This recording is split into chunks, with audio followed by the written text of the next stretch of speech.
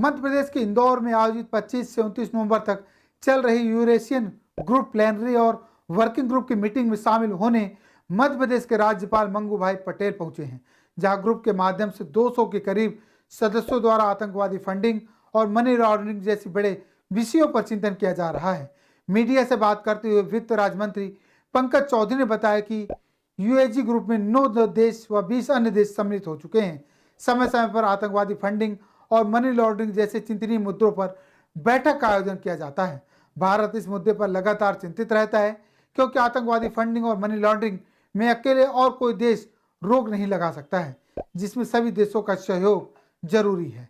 इस मीटिंग में कई देश के प्रतिनिधि सम्मिलित हुए हैं, जो आतंकवाद फंडिंग व मनी लॉन्ड्रिंग को रोकने के लिए अपने अपने सुझाव साझा कर रहे हैं।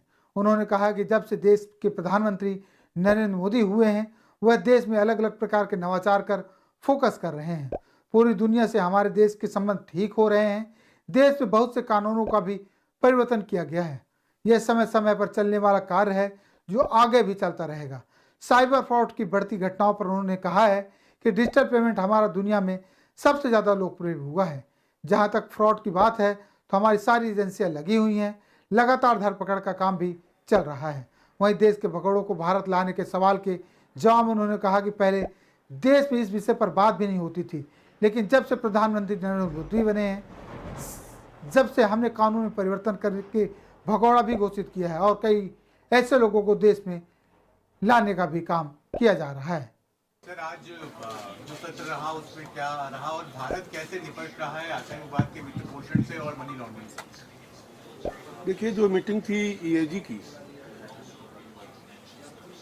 वो इसीलिए ये कमेटी बनी हुई है जिसमें करीब 9 देश हैं और 20 और देश इसमें सम्मिलित हैं, और समय समय पे इस पे बैठकें होती रहती हैं। और भारत हमेशा चिंतित रहता है, क्योंकि टेररिज्म फंड और मनी लॉन्ड्रिंग अकेले एक देश इस पर रोक नहीं लगा सकता, जब तक कि अगल बगल कई देशों का सहयोग जब तक नहीं मिलेगा, सूचनाओं का आदान प्रदान नहीं होगा।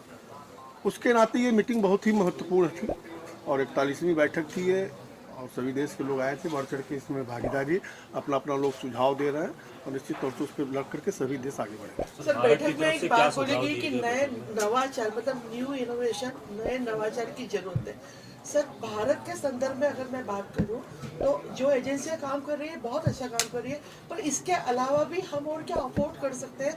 हम किस तरीके के नवाचार कर सकते हैं, न्यू इनोवेशन कर सकते हैं? सर मैडम, आप देखिए कि जब से प्रधानमंत्री नरेंद्र मोदी जी आए हैं, लगातार नई नई चीज़ों पे फोकस उनका रहता है और हम पूरे दुनिया से संबंध भी अपना ठीक कर रहे हैं और कानून भी परिवर्तन, बहुत से कानूनों का भी परिवर्तन किया गया और समय समय पे इस पे रूटीन में चलने वाला वर्क है। समय समय पे आने वाले समय में और परिवर्तन की आवश्यकता होगी, वो भी होगी। सर, भारत के लिए क्या चैलेंजेस आप देखते हैं? इसको डिजिटल करेंसी जो बढ़ रही है और इसके चैलेंजेस जैसे साइबर फ्रॉड और इस तरह की भी चीज़ें आ रही है, इसको लेकर कैसे लड़ाई लड़ती है?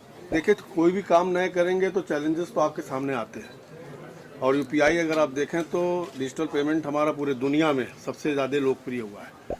और जहाँ तक फ्रॉड्स की बात है, हमारी सारी एजेंसियाँ लगी हुई हैं, उस पर लगातार धरपकड़ का काम भी चल रहा है।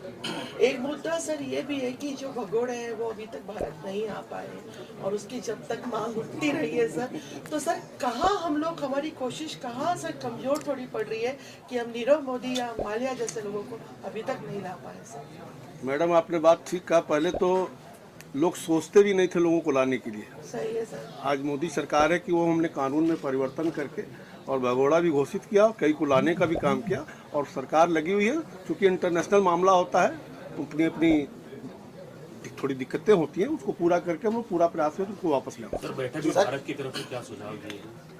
अब चूंकि ओपनिंग सत्र था ये, बाकी अधिकारी लोग हैं और सारे हमारे मेंबर्स हैं, उसमें पे सुझाव देंगे। सर, मेरा प्रश्न ये था कि नशे के कारोबार पे भी रोक लगाने में ये सारी एजेंसियां सक्रिय हैं। जरूर, सारी चीजें नशे के नहीं, मेरा इसमें प्रश्न दूसरा है।